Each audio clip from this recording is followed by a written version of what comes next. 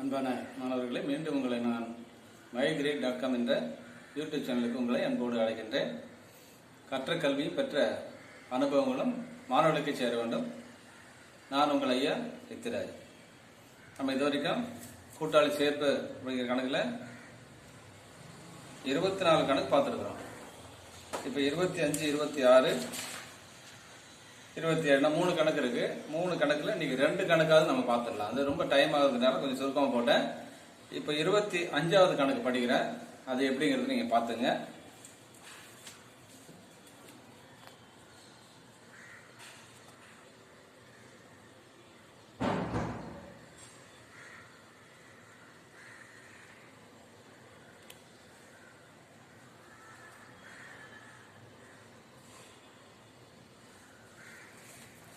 சரி, இப்ப நான் கணக்கு படிச்சுட்டு என்னென்ன செய்யணுங்கிறத சொல்றேன், அதை கவனிச்சுக்கனாங்க. சுந்தர் மற்றும் சுரேஷ் எனும் கூட்டாளிகள் 3:2 என விகிதத்தில் லாபம் பகிர்ந்து வந்தனர். 2017 ஜனவரி 1 அவர்களின் இருப்புநிலை குறிப்பு இன்னொருமாறு 2017 ஜனவரி 1 சொல்லிருக்காங்க. பொறுப்பு முதல் கணக்கு சுந்தர் 30,000, சுரேஷ் 20,000, கடனீந்தர் 50,000, பொதுக்காப்பு 10,000, தொழிலாளர் ஈட்டு நிதி பொறுப்பு அது 15,000, கட்டிடம் 40,000, அரைக்கலன் 13,000, சரக்கிருப்பு 25,000, கடனாளிகள் 15,000, பெருகுபடி மாற்றுச்சீட்டு 14,000, வங்கி 18,000.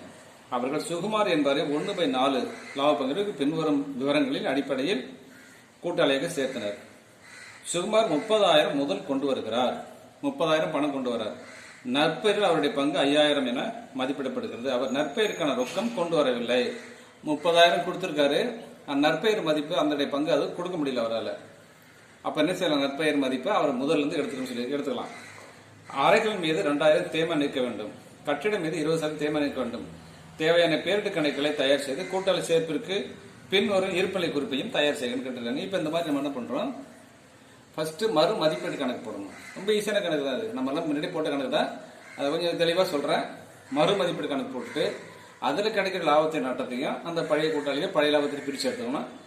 அதுக்கப்புறம் அந்த புதிய இருப்பு போட்டால் போதும். அப்புறம் முதல் கணக்கு அந்த 3 பேருக்கு முதல் கணக்கு போட்டு அதுக்கப்புறம் இருப்பு போடணும். நான் எப்படி போடுறேன்னா கவனிச்சுங்க. இப்போ ஃபர்ஸ்ட் எடுத்தோன்னே மறு மதிப்பீடு கணக்கு போடலாம். கணக்கு நம்பர் 25.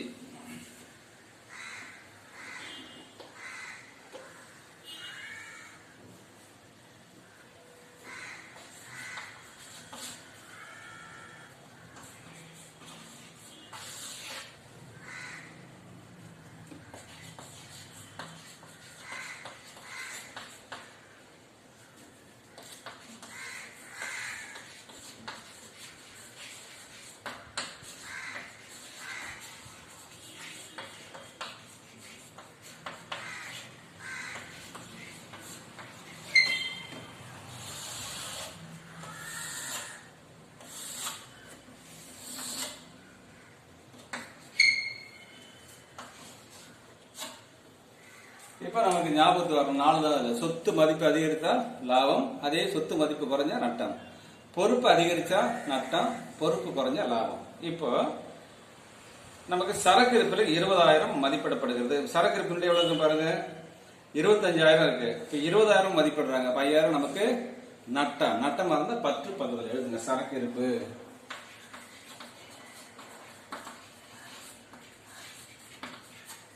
எவ்வளவு? 5,000.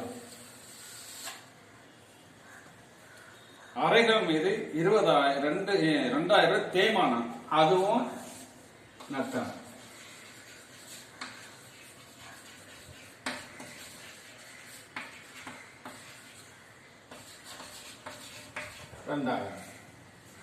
கட்டிடம் மீது 20% தேய்மானம் நீக்கப்பட்டது. கட்டிடம் எவ்வளவு இருக்கு? 40,000 இருக்கு. அப்ப 20% பாருங்க. 40,000 இன்ட்டு 20,100 ஒரு சைடு. இப்ப 4 8 8,000 ரூபாய் வருது. 8,000 ரூபாய் தேய்மானம். இங்க கட்டிட தேய்மானம்.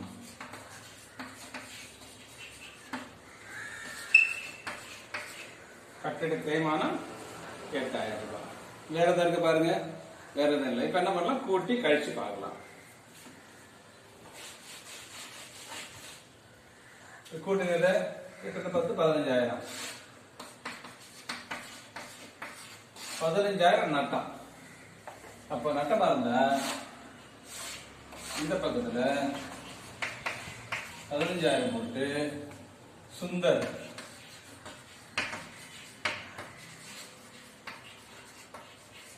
முதல் கணக்கு, சுரேஷ் முதல் கணக்கு. எத்தனை சதவீதம் பாருங்க, அவனுக்கு 3:2. அப்ப இந்த 15,000-த்தை 3/5. இன்னொரு கணக்கு 15,000 2/5. 4×5 3×5 15. 3 சைபர் 4×5 3×5 15.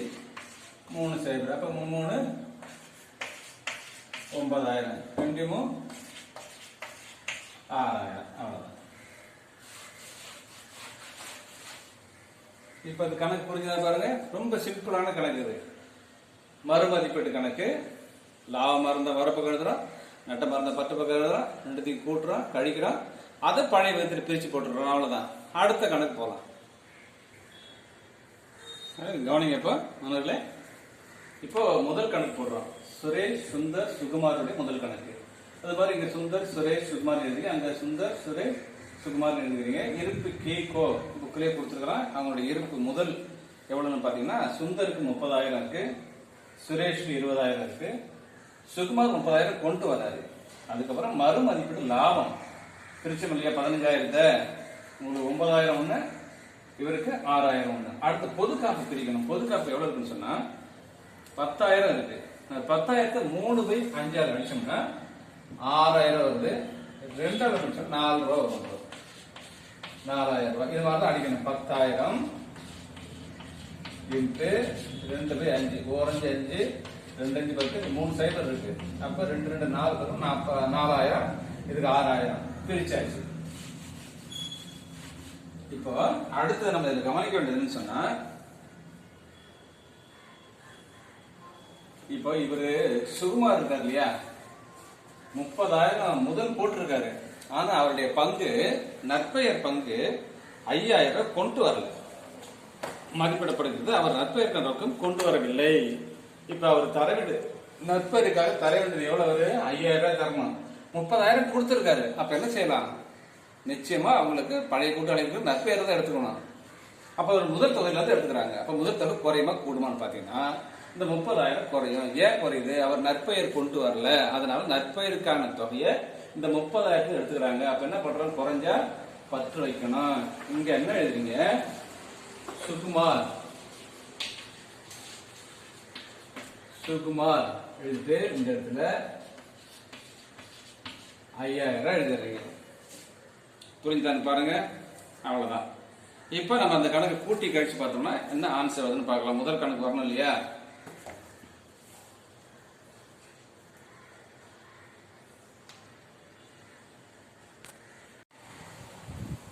இப்ப அடுத்து கவனிங்க. பாத்தீங்கன்னா இருப்பு கீகோ சுந்தருக்கு 30,000, சுரேஷ் 20,000, சுகுமாருக்கு வைக்கின்னு போட்டு 30,000 போடலாம், நேரம் கூட போட்டுடலாம். அடுத்த பொது காப்பு பிரிக்கிறாங்க. பொது காப்பு எவ்வளவுன்னா 10,000 இருக்கு. அந்த 10,000 பிரிச்சோம்னா பழைய விகிதத்தில் பிரிக்கிறோம். 10,000 இன்ட்டு 3/5. 4×5 2×5 10. அப்ப 2 6,000. அவருக்கு 2 4,000 ரூபாய் வந்துச்சு. அடுத்தது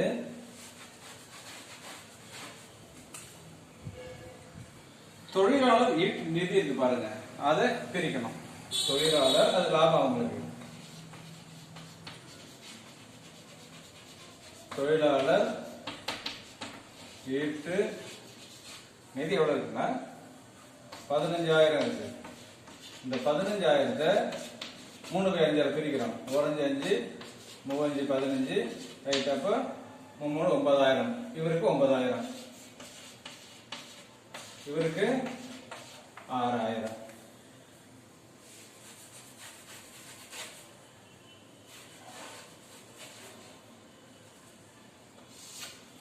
இது புரிஞ்சுதா பாருங்க. தொழிலாளர் ஈட்டு நிதியை அவங்க சேர்த்து வச்சிருக்காங்க. அந்த பழைய கூட்டாளி தான் சொன்னாங்க, அது பிரிச்சாச்சு. அடுத்தது என்னன்னு சொன்னா, இந்த நற்பெயருக்காக சுகுமார் கொண்டு வர்றாரு. எவ்வளவு கொண்டு வரனா 5000 ரூபாய் கொண்டு வர்றாரு. அந்த 5000 பழைய கூட்டாளிகள் பிரிச்சு எடுத்துக்கணும். இப்ப 5000 பிரிங்க நற்பெயருக்காக.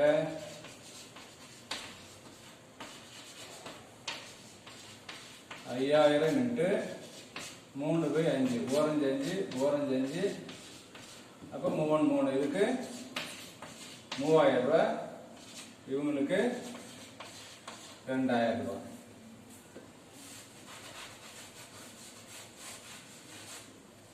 புரிஞ்சுதா பாருங்க. ஏற்றுகளை பிரிச்சுட்டோம். நற்பெயர் கொண்டு வர்றாருலே சுகுமார் 5000 கொடுத்தாருலே அந்த 5000 அவங்க பிரிச்சு எடுத்துக்கிட்டாங்க. இப்ப நம்ம கூட்டி கழிச்சு நம்ம ஆன்சர் வருதான்னு பார்க்கலாம்.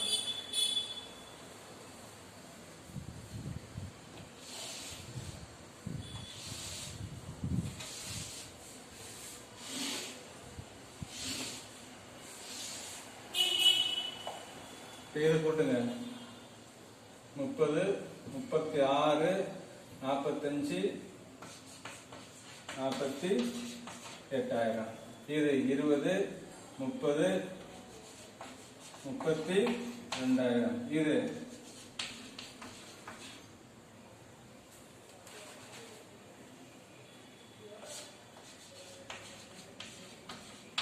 30,000. இப்போ 48,000 இருந்து 9,000 கழிச்சு பார்க்கணும். 48,000 9,000 கழிச்சு என்ன வரும்? 39,000.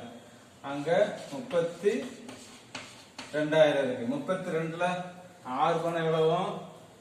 26. 26 32. அங்க எவ்வளவு இருக்கு? 30 இருக்கு. இங்க 5% எவ்வளவு வரும்? அப்ப 25,000. இங்க என்ன எழுதுங்க? இருப்பு இது எடுத்து இங்க எழுதுங்க. இருப்பு இந்த அமௌண்ட் எடுக்கணும். 39,000 26,000 25,000. இவ்வளவுதான் இந்த கணக்கு. இப்ப நமக்கு முதல் பாருங்க 39,000 26,000 25,000 நமக்கு முதல் கணக்கு இருப்பு கீழ்க வந்துச்சு. கணக்கு புரிஞ்சான்னு பாருங்க. என்ன புரிஞ்சுக்கணும்னு சொன்னா, அந்த சுகுமார் கொண்டு வர்றாரு இல்லையா வங்கி ரொக்கமா வர்றதுனால அவர் இருப்பு 30,000 இருக்கு. அந்த 30,000 5000 குறைச்சிடறான். அவர் கணக்கு தான் குறைக்கிறான். ஏன் குறைக்கிறோம்னா அவர் நற்பெயர் கொண்டு வரல இல்லையா, அதனால இங்க நம்ம சுகுமார்னு எழுதி அவருக்கு இங்க 5000 குறைச்சிடறான். அந்த நற்பெயர் கூட நீங்க போட்டுக்கலாம். நற்பெயர் கொண்டு வரலையா, அதனால அங்க நம்ம போட்டு குறைச்சிடறாரு. சுகுமார் கணக்கு குறைச்சாச்சு. அடுத்தது பொது காப்பு பிரிச்சுக்கிறாங்க. 6,000 4,000. தொழிலாளர் ஈட்டு நிதி 9,000 6,000. நற்பெயர் கணக்கு 3,000 2,000 பிரிச்சாச்சு. இப்போ நட்டம் மறுமதிப்பு நட்டம் 9,000 6,000. அவருக்கு நட்டம் கிடையாது. கூட்டி கழிச்சு பார்த்தா 39,000 26,000 25,000. இப்ப நமக்கு என்ன வந்துச்சு? இருப்பு கீழே வந்துடுச்சு. அடுத்தது நம்ம இருப்பு நிலை குறிப்பிடலாம். இந்த கணக்கு கவனிக்க. ரொம்ப ஈஸியான கணக்கு. நான் போட்டுட்டேன், விளக்கம் சொல்றேன் பாருங்க. ஏன்னா உங்களுக்கு புரியுங்கிறதுனால தான் நான் போட்டு சொல்றேன். போட்டா ரொம்ப உங்களுக்கு லாங்க டைம் ஆகுறதுனால சொல்லிட்டேன். இப்ப வங்கி 18,000 நம்ம புக்கிலே கொடுத்துருக்குறான். வங்கி இருப்பு 18,000 கொடுத்துருக்குறான். அதோட 30,000 அந்த சுகுமார் கொண்டு வர்றாரு இல்லையா, ஆமா சுகுமார் கொண்டு வர 30,000 கூட 48,000 முடிஞ்சு. அரைகள் மதிப்பு 13,000 இருக்கு. அதுல அரைகள்ல தேய்மானம் 2,000 ரூபாய் கழிக்க சொல்றாங்க. கழிச்சுனா 11,000 முடிஞ்சு. கட்டிட மதிப்புல 40,000 இருக்கு. அதுல தேய்மானம் 20%. தேய்மானம் 20%னா நாங்க 8,000 ரூபாய் போச்சுன்னா மீறி 32,000.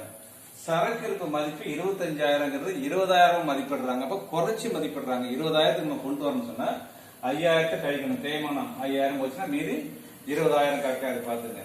கடனீந்தோர் கடனாளிகள் அப்படியே போட்டுக்க வேண்டியதான். 15,000 கடனாளிகள் கொடுத்துருக்காங்க. அப்படியே 15,000 போட்டுங்க. பெருங்குறை மாத்திச்சுட்டு அதுவும் சொத்து. அதனால இதெல்லாம் சொத்தெல்லாம் சொத்து பக்கம் எழுதிச்சு. இப்ப பொறுப்பு பக்கம் வாங்க.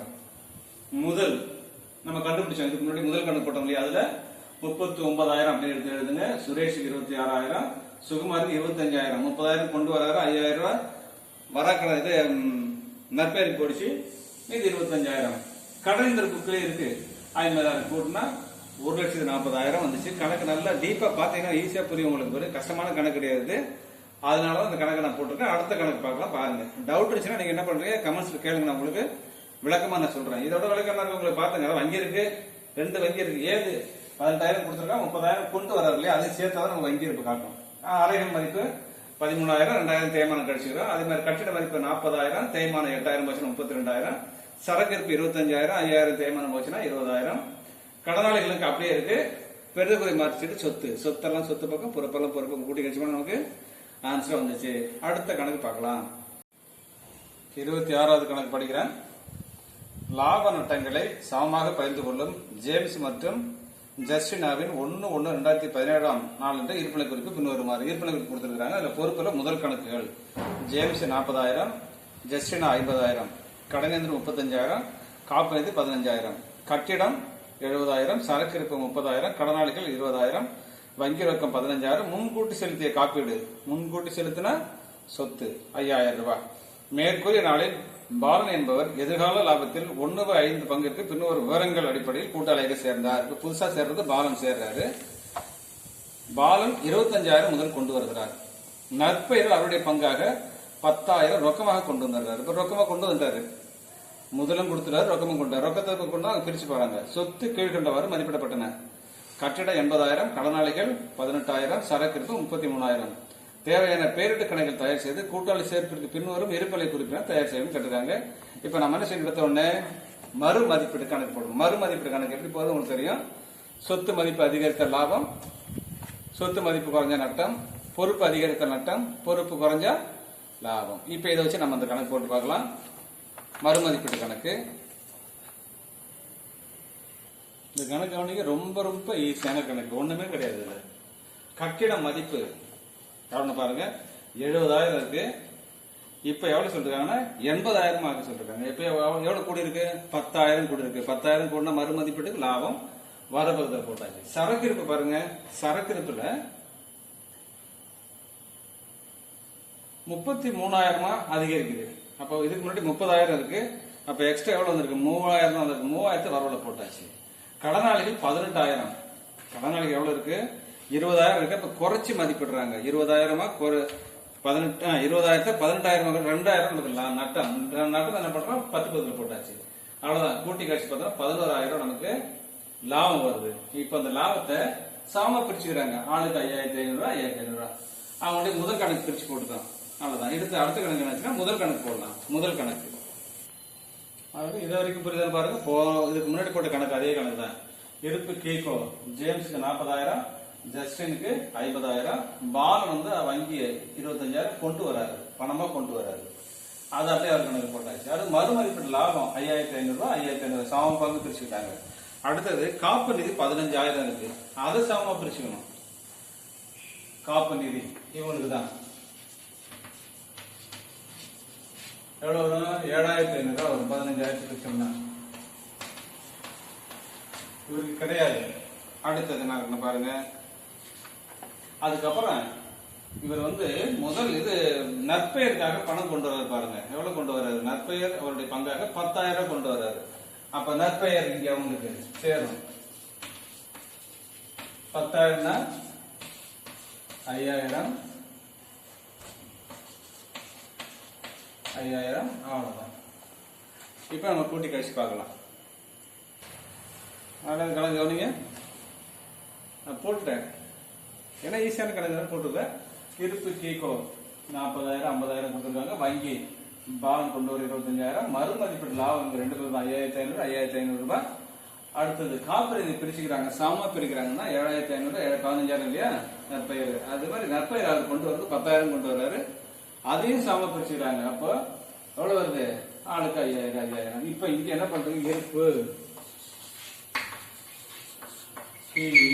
இந்த அமௌண்ட் எழுதுங்க. இவருக்கு எவ்வளவு, 58,000. அவருக்கு எவ்வளவு, 68,000. அவருக்கு எவ்வளவு, 25,000. இதுக்கு நேரம் கோடு போட்டுருங்க. கோடு போட்டு திருப்பி அப்படியே எழுதுங்க. 25,000 68,000 58,000. திருப்பி இதை எடுத்தீங்க. இருப்பு கீகோ அப்படியே தான் எழுதணும்.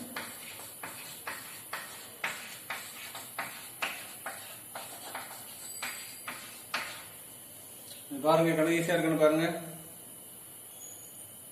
ரெண்டாவது கூட்டி பார்க்கணும் ஆன்சர் எழுதணும் வச்சு இல்லையா. ரெண்டு பக்கம் கூட்டி பேலன்ஸ் கண்டுபிடிச்சணும். இருப்பு கீக்கோ போட்டாச்சு. அடுத்த கணக்கு கடைசி கணக்கு இருப்பு நிலை குறிப்பு. ஒன்னு எழுதி தர அப்படியே பார்த்துட்டே இருங்க. வங்கி 15,000 இருக்கு. பாலன் கொண்டு வர்றாரு வங்கி, அது ஒரு 25,000 கூட்டினா 40,000. கட்டிடம் 70,000 இருக்கு. இப்ப மதிப்பேற்ற செய்யறோம் 10,000 80,000 ஆச்சு. அடுத்தது சரக்கு இருப்பு என்ன செய்யறாங்க பார்க்கணும். சரக்கு இருப்பு 33,000 மாத்துறாங்க. அப்போ சரக்கு இருப்பு எவ்வளவு இருக்குன்னு பாருங்க.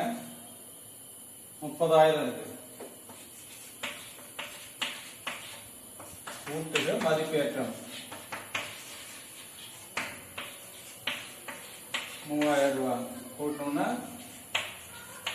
33,000. அடுத்தது கடனாளிகள் எவ்வளவு இருக்கு பாருங்க. கடனாளிகள் 20,000 இருக்கு. அது கழிக்க வராக்கடன் கடனாளிகள் 18,000 மதிப்பிடுறாங்க. அப்ப 2,000 ரூபாய் வராக்கடன் போச்சு. மீதி 18,000. அடுத்தது முன்கூட்டி செலுத்திய காப்பீடு. முன்கூட்டி செலுத்திய காப்பீடு எவ்வளவு இருக்கு பாருங்க. 5,000 ரூபாய் இருக்கு. வேற என்ன இருக்கு சொத்து பக்கத்துல? அவ்வளவுதான். இப்ப நம்ம அதே மாதிரி பொறுப்பு எழுதி கூட்டி கழிச்சு பார்க்கலாம். இந்த கணக்கு கொஞ்சம் விவரமா சொல்றேன், நல்லா கவனிச்சுங்க. வங்கி இருப்பு 15,000 இருக்கு. பாலன் கொண்டு வந்தது 25,000. அவர் நற்பெயருக்காக ஒரு 5,000 10,000 கொண்டு வர அந்த 10,000 இங்கே போட்டுருக்கிறேன். இங்கேயும் கூட்டி போடலாம், தனியா வங்கியும் போட்டு நற்பெயர்னு போடலாம், கூட்டி போட்டாலும் போடலாம். 40,000 ஆச்சு. கட்டிட மதிப்பு 70,000 இருக்கு. 10,000 மதிப்பேற்ற செய்யற 80,000 ஆச்சு. சரக்கு இருப்பிட 30,000 இருக்கு. 33,000 அது மதிப்பேற்ற செய்யறோம். கடன் தொகை 20,000 இருக்கு. அதுல வராக்கடன் 2,000 போச்சு. மீதி 18,000 இருக்கு. முன்கூட்டி செலுத்திய காப்பீடு 5,000 இருக்கு. இந்த நற்பெயருக்காக புதுசா கொண்டு வரல 10,000 தனியா காட்டுறேன். உங்களுக்கு புரியணுங்கிறதுக்காக நான் போடுறேன். சேர்த்து போட்டு உங்களுக்கு எதுல நீங்க குழப்பிட்டு நிப்பீங்க. இங்க என்ன பண்ணணுமோ 25,000 போட்டு அந்த 40,000 இருக்கு. இது ஒரு 10,000 50,000 போட்டுருக்கலாம். அது போட்டா அந்த நற்பெயர் கணக்கு எப்படி உங்களுக்கு வந்ததுன்னு தெரியாது. நற்பெயருக்காக ஒரு 10,000 கொண்டு வராரு. அவர் முதலுக்காக ஒரு 25,000 கொண்டு வராரு. மொத்தம் தான் அவர் கணக்குது 25 10 35,000. அதே மாதிரி இந்த பக்கம் முதல் கணக்குல ஜேம்ஸ் முதல் கணக்கு 58,000, ஜஸ்ட் முதல் கணக்கு 68,000, பால் முதல் கணக்கு 25,000 கூட்டினா 1,51,000. கடன் என்று 35,000 எழுதணும்னா 1,86,000 ரெண்டு பக்கம் வந்துச்சு. நம்ம போட்ட கணக்கு சரியா இருக்கு. மாணவர்கள் என்ன ஒரே ஒரு கணக்கு இந்த சாப்டர்ல, இதை அடுத்த வீடியோல முடிச்சிடுறேன். இந்த கணக்கு நமக்கு நல்லா போட்டு பாருங்க, குழப்பம் வராம பாருங்க. ஒன்னும் இல்ல, ஒரே ஒரு இது மட்டும் தான் இல்ல. இந்த இடத்துல பால் வங்கி இருக்கு. இங்க தனியாக பிரிச்சு போட்டுருக்கேன். ஏன் போட்டுருக்கேன்? நற்பெயருக்காக கொண்டு வந்திருக்க தெரியணுங்கிறதா போட்டுருக்கிறேன். இதெல்லாம் உங்களுக்கு எல்லாம் பழைய கணக்கு தான். இந்த கணக்கு பார்த்துட்டு சப்ஸ்கிரைப் பண்ணுங்க, ஷேர் பண்ணுங்க, லைக் பண்ணுங்க. அதுக்கப்புறம் பெல் பட்டன் அழுத்திட்டு நான் போடுற கணக்கெல்லாம் முன்னாடி வர நீங்க பார்க்கலாம். மாணவர்களே, அடுத்த வீடியோவில் சந்திக்கலாம். நன்றி.